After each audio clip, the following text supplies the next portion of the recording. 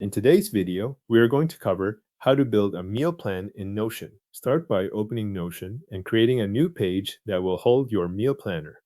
This gives you one dedicated place for meals, recipes, dates, and any updates you make over time.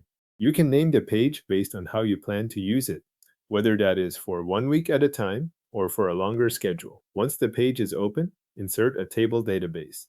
This table will act as the main structure for your meal plan.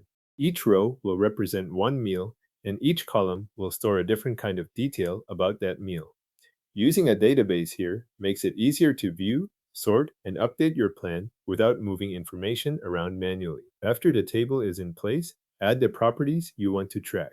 Set up columns for meal, date, meal type, recipe, ingredients, and status. The meal property can hold the name of the dish. Date is where you schedule it. Meal type can help separate breakfast, lunch, dinner, or snacks.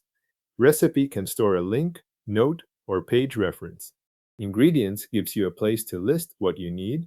And status can show whether a meal is planned, prepared, or still undecided. With the structure ready, begin adding your meals. Create a new entry for each planned meal and fill in the details for that row.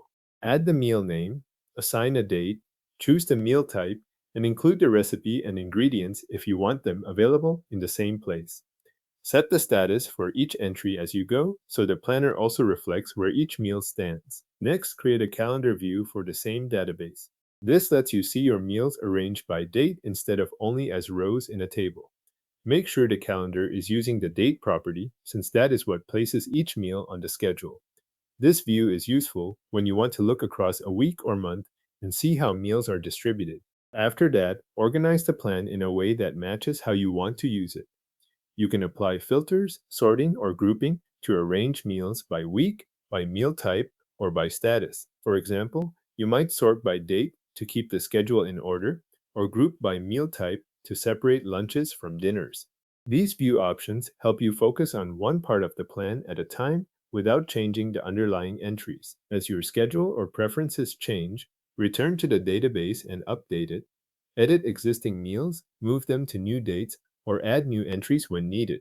A meal planner works best when it stays current, so keeping the database updated makes the calendar and table views more useful. Once that is done, save the page and start using it as your ongoing meal planner in Notion. Your Notion meal planner is now set up with a table, meal details, and a calendar view ready for scheduling.